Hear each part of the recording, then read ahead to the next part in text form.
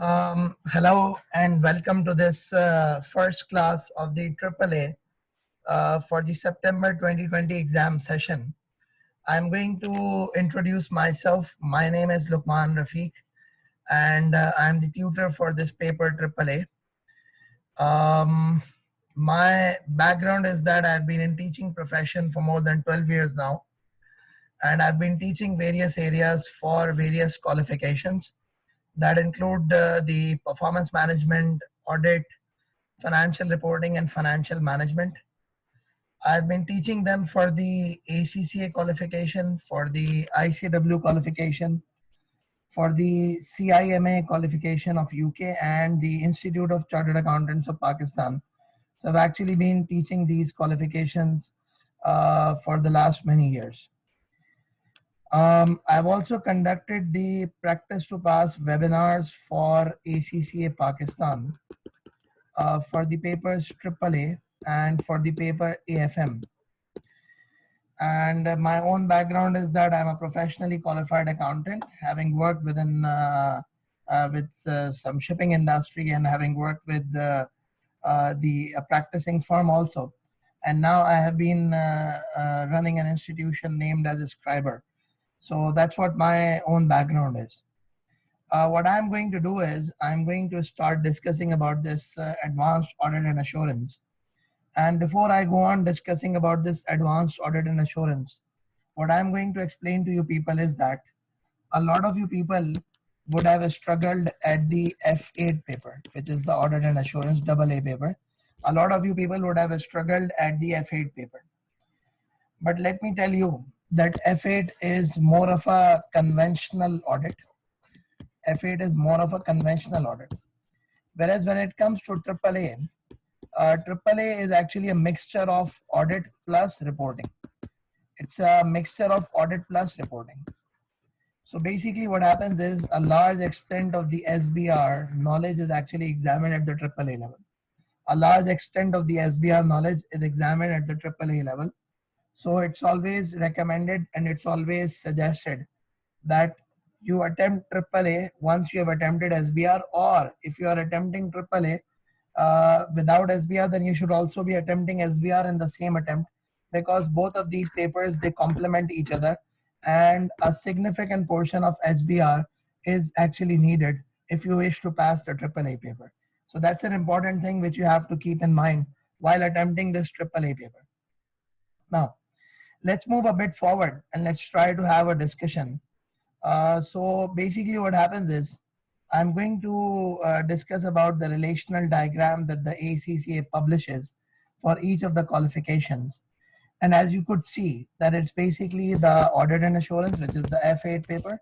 This is your P7, this is your SBR, which was previously known as the P2 paper. So you could see that there is a connection of this SBR. You could see there is a connection of the audit and assurance. Now, the first thing is, you do know that whenever we perform the audit, so the objective of audit is to express an opinion on the financial statement. What exactly is the objective of an audit is? The objective of an audit is to express an opinion on the financial statements. So if you are going to be expressing an opinion on the financial statements, so that would actually mean that you should know how financial statements are prepared. You should know how financial statements are prepared. So remember, it's always accounting first and then the audit. It's always the accounting first and then the audit. So therefore, it's important for anyone attempting this AAA paper that you should actually know the SBR level knowledge. You should actually know the SBR level knowledge. That's an important thing for anyone attempting the AAA paper. Now, a lot of you people would have actually attempted SBR some time back, and you would have probably forgotten the accounting standard. Also, what actually happens is that whenever we attempt the papers of any subject, we almost tend to forget everything once we have attempted the exam, and especially once we have passed the exam. So I do know that this is actually going to be an area which is going to be bothering a lot of people. So what I would actually be doing is I would be recalling all the IFRS. I'll be recalling all the IFRS. you focus upon the word recalling. I will not be teaching the IFRS. I'll be recalling the IFRS. I'll be going through the revision sessions of all the IFRS that are there in the SBR course, and which you should actually know if you wish to attempt the P7 of the AAA paper. Secondly, what happens is a very important area that needs to be understood is that it's not just about recalling IFRS. I would also be linking these IFRS. I'll be linking these IFRS with the audit, because what happens is, for example, if there is a scenario where you come across a situation that a case of investment property valuation is there. So first of all, you should know about the accounting for it. But in addition to knowing the accounting for it, you should be able to construct the relevant audit procedures which need to be performed if we have to go about with this specific investment property audit. So I would actually be guiding you people that how the audit procedures for a specific, any specific accounting standard are constructed. I would be guiding you that how you can attempt the auditing standard without even remembering them. How you can attempt the auditing standard, these audit procedures without even remembering them. So that is something that I would be guiding you once we progress through the sessions. Now, let's move a bit forward and let's try to discuss further. So when you talk about the exam structure of this paper AAA, so the exam structure of the paper AAA is that it's a 3-hour 15-minute paper. That's the first thing that you need to keep in mind. It's a 3-hour 15-minute paper. And what happens is that you've got section A and you've got section B. And section A comprises of one question which is worth 50 marks. Obviously, there are going to be multiple parts to this specific question. So you've got one single question in section A, which is going to be worth 50 marks. And the second, which is section B, the section B will be having two questions. Each of the question is going to be worth 25 marks. This is how the audit paper is actually structured. So all that you have to do is you have to attempt 3 questions, one of section A and the other 2 of section B. Now, let's move a bit forward and let's try to discuss further. So what actually happens is that there is something which is basically I'll talk about the introduction to the syllabus, that what are the syllabus areas of this specific AAA. So let me talk to you about these syllabus areas. And when I'm going to talk to you about the syllabus areas, so the first thing is you need to understand the first area is the regulatory environment. Now, when we talk about the concept of this regulatory environment, so try to understand this, that this regulatory environment is actually the laws and regulations that are prevalent in the jurisdiction in which you are auditing. They are the laws and regulations which are applicable to the company. They are the laws and regulations which are applicable to the audit firm. So that is something that you should actually know. It's an important area of the syllabus. And usually what happens is you would find approximately 10 marks portion from this specific area of the syllabus. The second aspect is the professional and ethical considerations. You have been studying the code of ethics from the F8 paper. You have studied the code of ethics at F8. You do attempt some code of ethics area at the SBR level also. And at the same time, when it comes to the AAA, we have got a significant portion of the code of ethics that is examinable. And it's actually not just about the ethical issues. It's about the ethical and at the same time professional. These are the issues plus the quality control. These 3 are the areas that are examined on a regular basis when it comes to the examination of AAA. So when we will be discussing this, so the ethical, professional, and the quality control, all of these areas are actually examined. So all of these areas are actually examined when it comes to AAA. So we would be discussing here that how do we apply the ethical standard in a given scenario. The difference between this F8 and the AAA is that F8 is not 100% scenario based, but when it comes to AAA, it's more of a scenario based. And the scenario not just examines the ethics, it examines the other areas also. So that's what happens when it comes to AAA paper. The third thing that you would have to keep in mind is about the practice management. Now, what do we mean by this practice management? So whenever we talk about the concept of the practice, so what do we mean by practice? So practice is the audit firm. For the partners who are running the audit firm is a practice for them. I'm repeating it again. For the partners who are running the audit firm is actually a practice for them. So how do you actually manage your practice? That is, how do you ensure the quality control firm wide? How do you ensure that the firm's business keeps on going? How do you ensure that your business keeps on progressing and operating in the competitive market? So these are the various things that are important, because when it comes to the practice management would actually mean these things: that how would you ensure about the quality control of the business, and how would you ensure that the competition that the business faces, it's able to compete with the people, it's able to compete with the various organizations who are actually there with the business. So these are the things that you would have to learn. I would go on discussing a bit more about the syllabus areas, but that's something that I would actually tell you. Now, let's move a bit forward.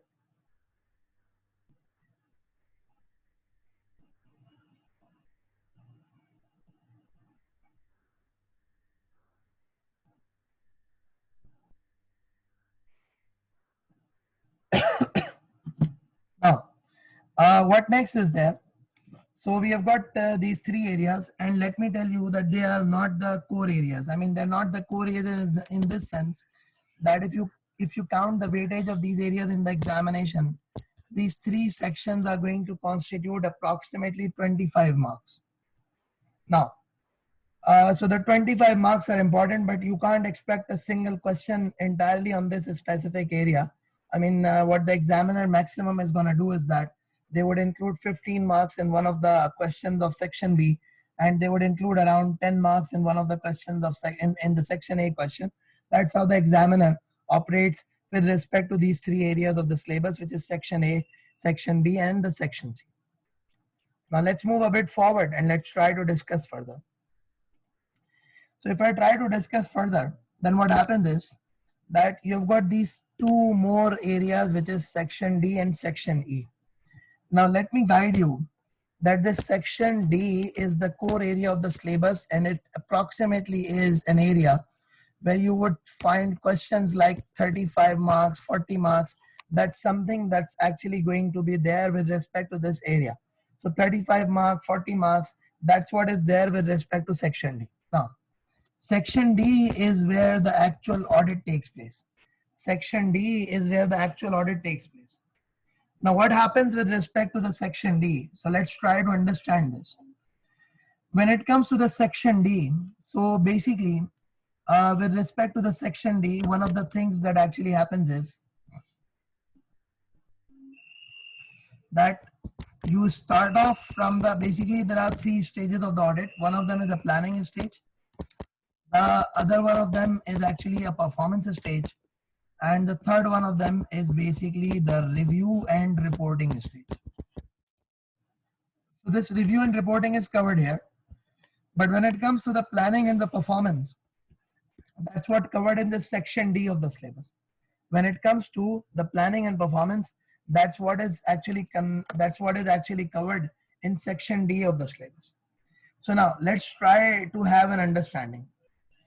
Basically what happens is that this section D, what does it actually include? So section D includes the entire audit. The section D includes the entire audit. What I would do is that I would actually refer to the detailed syllabus guideline with respect to the section D. So if you could see with respect to the section D, what is actually examined in section D is the entire planning area, which would include the materiality and the risk of material misstatements assessment. So materiality calculation, the planning area, the ROMM, etc. All of these are actually covered. What else is covered? Let's try to understand that.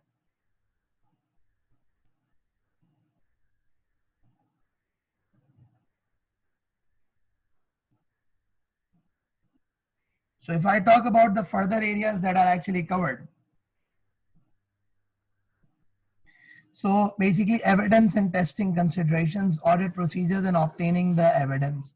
So it's actually the section D would also involve you, would also require you to perform the audit procedures into the various scenarios. So as I was actually mentioning to you earlier, that what happens is that the examiner on a frequent basis, the examiner on a regular basis, what he does is that he regularly examines the various accounting standards. He regularly examines the various accounting standards. Now, when he regularly examines the various accounting standards, so what he actually examines is, he actually examines that how you would have to construct the audit procedures for the various accounting standard which are examined in the audit scenario. So you would come across scenarios for IFRS 2, for IAS 19, the employee benefits, for IAS 40, for IFRS 5, and so on and so forth. Even for the IFRS 15, which is revenue recognition, IFRS 16, which is the leases, you're going to actually have all of these things that are going to be examined. Now, what next is there? Let's try to understand. A very important area for the section D is about the group audits. So when it comes to this specific section D, you would have the group audits which are regularly examinable area. You would have the group audits which is a regularly examinable area. You'd have the group audit which is a regularly examinable area. And obviously when it comes to the group audit, so as I mentioned earlier, that accounting comes first and then comes the audit. Audit starts where the accounting ends. Audit starts where the accounting ends. So that means you would need to have the group accounting knowledge recalled also. And as I mentioned earlier, that it's important that I as a tutor go through all the accounting standards. It's important I do understand that this is going to be my responsibility, that I go through all the accounting standards, because I do know that you would have probably forgotten them. So I would go through the accounting standards. I would recall the accounting standard. I would make sure that I try to teach you that how the audit procedures for a given accounting standards are created without even remembering them. So that's what I'm actually going to refer to. But as I told you, this is a core area of the syllabus. This is an area where the maximum parts are examined in the examination. I've got one of the question that how to get the highest marks. So I'm happy to hear this question from you. But what I would try to do is that my objective is going to be to ensure that I get everyone to pass the examination rather than focusing upon you to get the highest marks. What you could do is that whatever that we do in the classroom, whatever we do with the recorded lectures in the classroom, you listen to those things properly, you focus upon those things properly. Additionally, you go through the book and you try to attempt maximum exam questions as possible. And another thing that you could do, Hassan, is that you could ask as many questions, you could get as many questions checked by me. You could get as many questions checked by me. I am actually offering my services for this also, that as a student, because what happens is a lot of students, they fail the audit paper because they don't have the proper drafting skills. They don't know how to draft the audit. They don't know how to draft the answer. So I'm actually going to be guiding you that how to draft the answer, how to write down the answer. And I would also be giving the feedback to you on the copies that you would submit to me on a time to time basis. So I'm actually going to be focusing upon them also. So you don't actually have to worry about it. So this is an added area. This is an added advantage that you would be getting when you would be attempting this AAA paper through Scriber. Now let's move a bit forward and try to discuss further. The next area of the syllabus is basically this completion and reporting. Now, when I talk about this completion and reporting, so here we would be going through the entire audit report section, which is the ISO 700 series entire, 700 to 720. Plus, we would also be discussing about the communication with those charged with governance and etc. etc. And at the same time, internal control deficiency communication. we will be discussing about all of these things. So you don't have to worry about it. We should inshallah be discussing about all of these things also. So this is an area which from the exam perspective is around 10 to 12 marks. That's what the exam perspective is.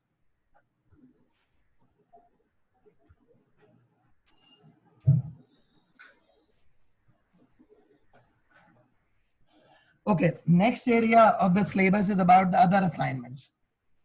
We've got one more question. Noise listening. Okay, anyone else having, okay, yes, I think we had to mute one of our panelists. Okay, anyways, now, so the other thing is that lastly, you've got the other assignments. Now, before going for this other assignments, what I'm actually going to do is that I'm going to explain to you something, because I believe that in order for you to understand the other assignments, it's important that you understand this concept, which you don't actually study properly at the F8 level. And what is that concept? Let's try to understand this concept. Now, this is basically the concept called,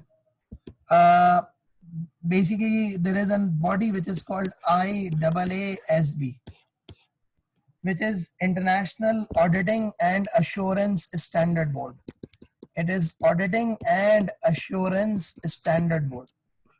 So there is a body which is termed as International Auditing and Assurance Standards Board. So there are multiple pronouncements that the International Auditing and Assurance Standard Boards actually issue. And the most commonly used pronouncements are the ISA, which is the International Standards on Auditing. The other one of them is termed as ISRE. The other one of them is termed as ISRE, which is actually termed as Review Engagements, which is the International Standards on Review Engagements. The third one of them is ISAE, which is actually International Standards on Assurance Engagements. And lastly, you've got ISRS. As I mentioned, there are other pronouncements also, but I'm just trying to discuss the pronouncements which are relevant here.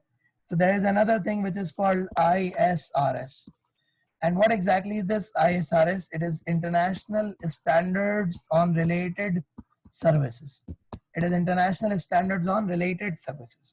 Now, let's try to understand that what exactly is this ISA, what exactly is ISRE, what exactly is ISAE, and what is ISRS. Because when we are discussing about this specific section, which is about other assignments, so we are talking about all of these things, which is ISRE, we are talking about ISAE, we are talking about ISRS. So these are the various things that we are actually talking about when we will be discussing about these other assignments. So now let's actually talk about it, that what are these various pronouncements, which is ISRE, ISAE, and ISRS. Let's just start discussing about them. So when I talk about these various pronouncements, so I'm going to explain to you something which is basically the concept of engagements. And whenever we talk about the concept of engagements, so there are basically, broadly, there are two types of engagements. And what are those two types of engagements? One of them is an assurance engagement, and the other one of them is termed as non-assurance engagements. One of them is termed as assurance engagements, and the other one of them is termed as non-assurance engagement. And when we talk about the concept of this assurance engagement and non-assurance engagement, so the assurance engagement are those engagements in which the auditor expresses an opinion. So whenever the auditor would be expressing an opinion, that's actually going to be considered as an assurance engagement. So remember, whenever the auditor is going to be expressing an opinion, so that is actually going to be considered as an assurance engagement. And there are other non-assurance engagements. And what exactly do you mean by non-assurance engagement?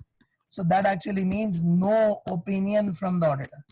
So when it comes to the non-assurance engagement, That actually means no assurance from the auditor. The auditor is not giving any opinion. The auditor is not enhancing your confidence. He is actually going to be giving you only fact-finding report. Now, what are the engagements where the assurance is provided, and what are the engagements where the assurance is not provided? So let's have a quick discussion about it. So when I talk about the engagements where the assurance is provided and the engagements where the assurance is not provided, so basically what happens is the assurance engagement could be with respect to historical financial statement,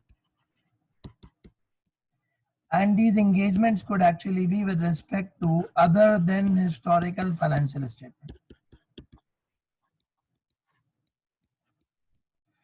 So I'm repeating it again, the assurance engagement could be with respect to historical financial statements, and they could be with respect to other than historical financial statements.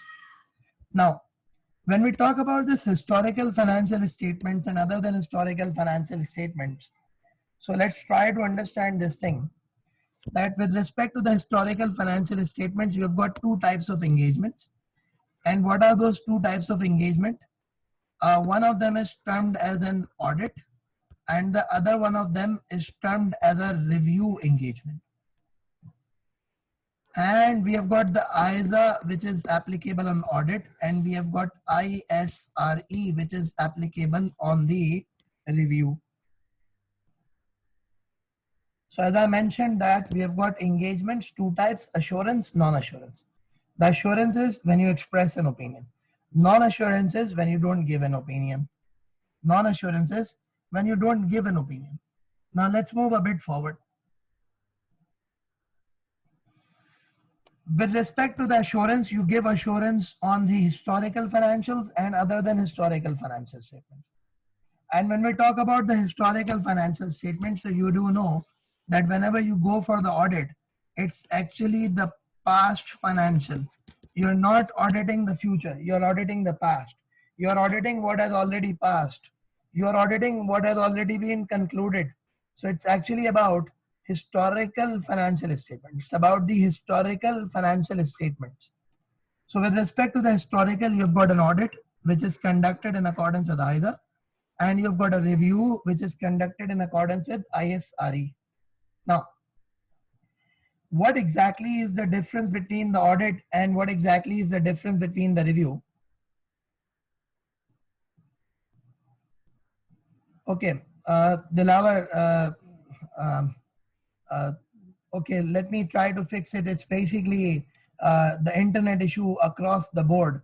I'm hoping that my voice is not breaking and it's actually proper.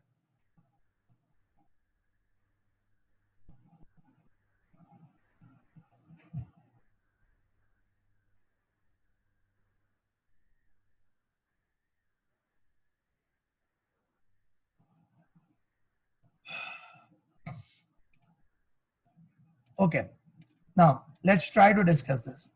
So basically what happens is when we talk about this historical financial statement, I said audit, I said review.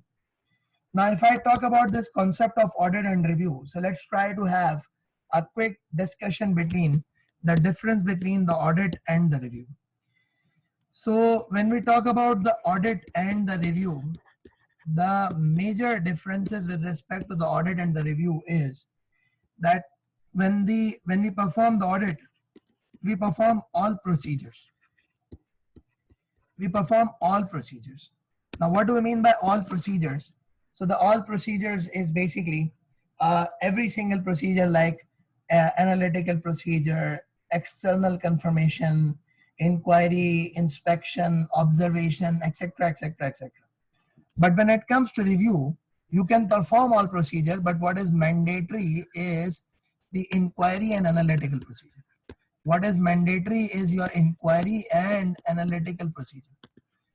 So let me confirm to you that what is mandatory, it's inquiry and analytical procedure.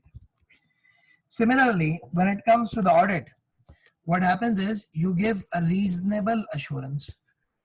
You give a reasonable assurance. And what exactly do you mean by the reasonable assurance? So remember, the reasonable assurance is actually a high level of assurance. When it comes to the reasonable assurance, it's actually the high level of assurance. And when it comes to the review, it's actually the limited assurance. When it comes to the review, it's actually limited assurance. Now, why is there a limited assurance? Because when it comes to audit, you perform all procedures. That's why you give reasonable assurance. When it comes to review, you only perform inquiry and analytical procedure. So if you perform only inquiry and analytical procedure, that means it's limited assurance. Now let's move a bit further and try to understand this thing, that the audit, what happens is we give a positive form of opinion. What do we give? We give a positive form of opinion. What is this positive form of opinion? The positive form of opinion would actually mean that when it comes to the audit, we express our opinion like this, that financial statements give a true and fair view. Give a true and fair view. But when it comes to the review, since we have not performed a detailed analysis, so therefore we give a negative form of opinion. What do? We give a negative form of opinion. And what exactly is this negative form of opinion? So when I talk about the negative form of opinion, the negative form of opinion is like this: nothing has come to our attention that causes us to believe that financial statement do not give a true and fair view.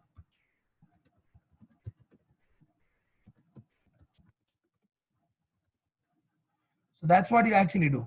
What happens is, whenever you give an opinion with respect to the review engagement, it's a negative form of opinion that you give, which is you say nothing has come to our attention that causes us to believe that financial statements do not give a true and fair view. So that's something that's done with respect to the review. Now, so why would a company go for a review? Why not an audit? Why would a company go for audit? Why not a review? So try to understand this thing, that audit is a statutory requirement.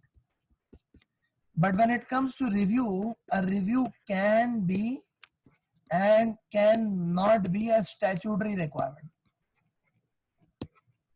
Now I'm going to try to explain to you people. For example, think about that there is a business which is a family business. Think about it. There is a business which is actually a family business. And it's actually the family members who own the business, the family members who run the business.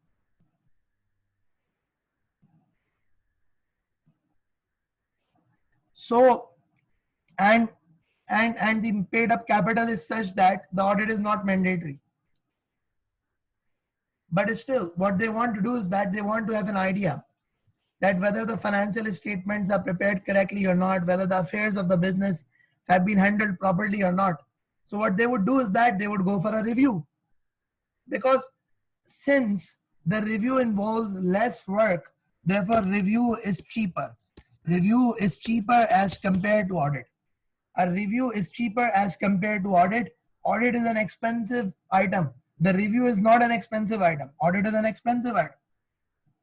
So when we talk about the historical financial statement, so we do know that you can have an audit engagement and you can have a review engagement on them. Now, what exactly do you mean by other than historical financial statements? So I'm going to mention few things. One of them is a KPI report. The other one of them is a CSR report. The third one of them is prospective financial statement. The third one of them is prospective financial statement.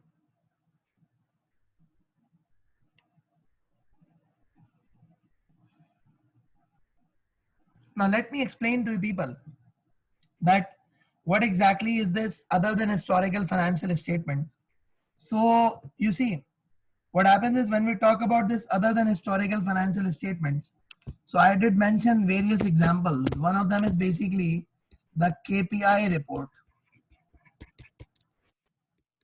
A lot of companies, especially let's say if I take an example of UK, there are various public sector universities which are operating. And if there are various public sector universities which are operating, the UK government actually gives certain KPIs, which could be, let's say, your facilities, could be your graduation rate, could be your employment rate, etc., etc., etc. These are the various things that these companies have to actually, these universities have to report.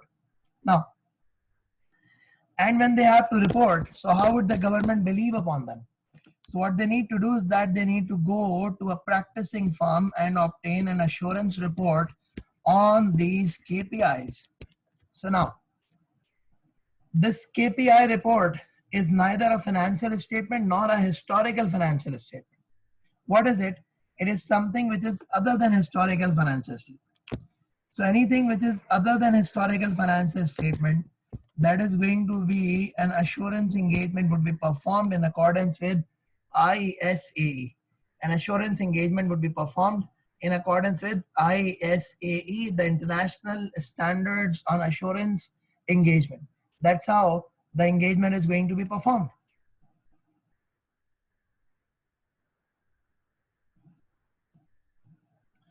Now let's move a bit forward. Let's try to discuss further. Now, if I try to discuss further, so what next is there? The other CSR report, which is the corporate social responsibility report that the companies they publish. So it's important for the companies because in a lot of jurisdictions, you have to get them reviewed also. You have to get them reviewed also. Now, what next is there? There's something which is actually termed as prospective financial statement.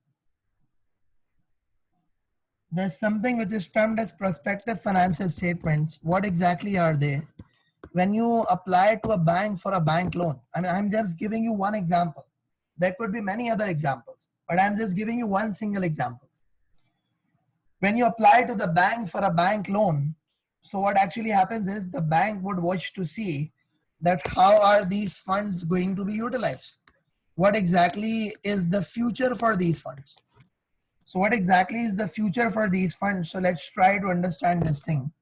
That the bank would ask you to prepare forecast financial statements and get those financial statements, obtain an assurance report on those financial statements.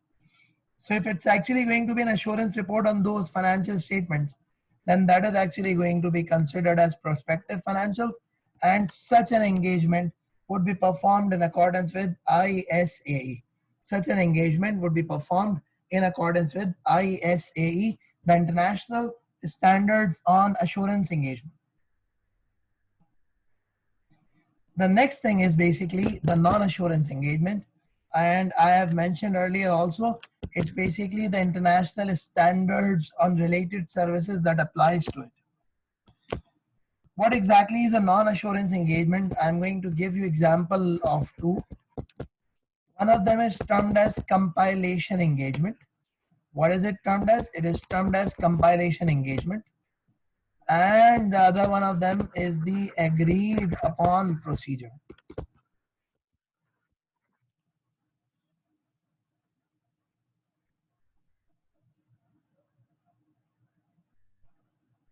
So one of them is actually going to be the compilation engagement, and the other one of them is going to be the agreed upon procedures. Now, what exactly do you mean by this compilation engagement and what do you mean by this agreed upon procedure? So let's try to discuss and let's try to understand this. Basically what happens is a lot of companies, what problem that they face is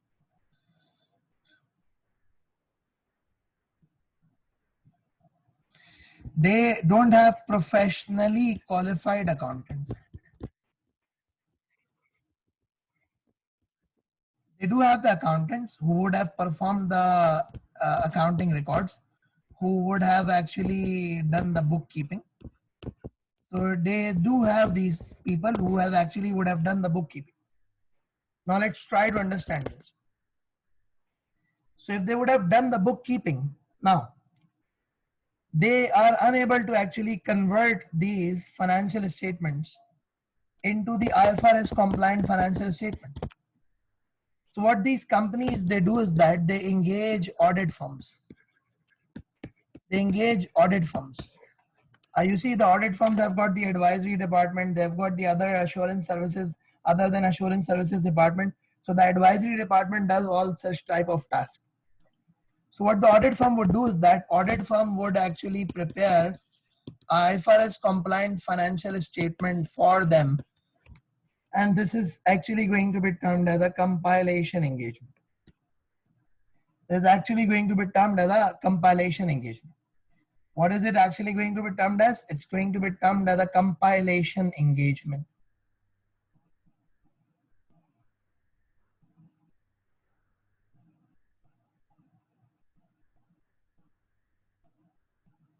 Now, let's move a bit forward.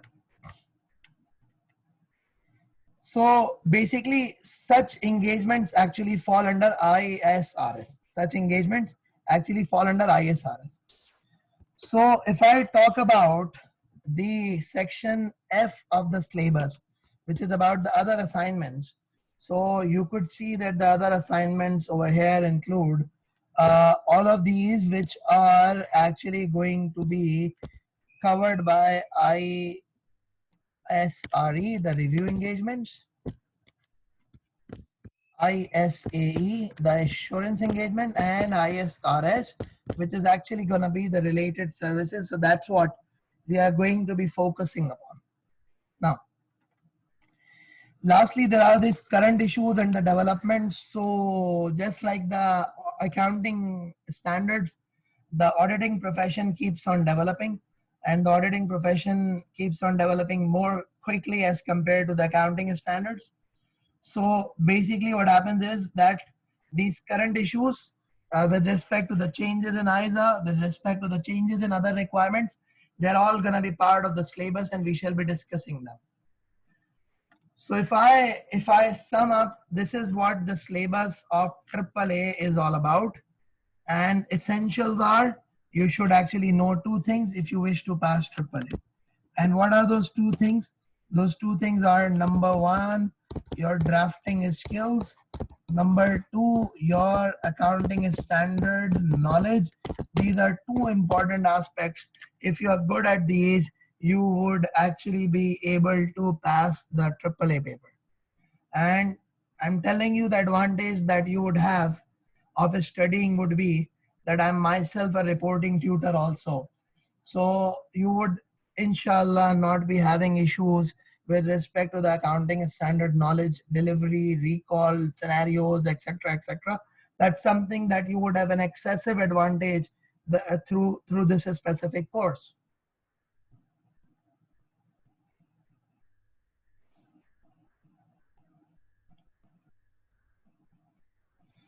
Now, so that's what it is. Now, important thing is that how is this course going to be delivered?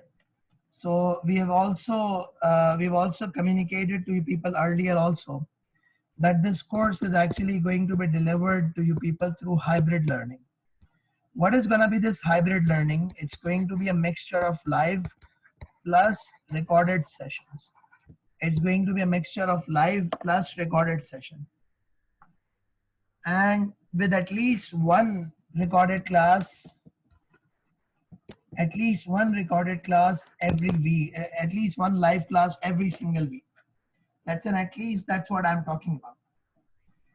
When do we expect to conclude the syllabus? So the syllabus is expected to be concluded by the 5th of August. And we would then have a revision session by, let's say, 20th of August. That's what we shall be doing. So this is how things are actually going to be operating. This is how we would be going through this AAA. So I hope that this is clear to everyone what AAA is all about. And you people now have got a good idea that how this AAA paper is actually going to be examined. So in case if anyone has any questions, any issues, you can please go ahead and you can ask me and I would be very happy to answer.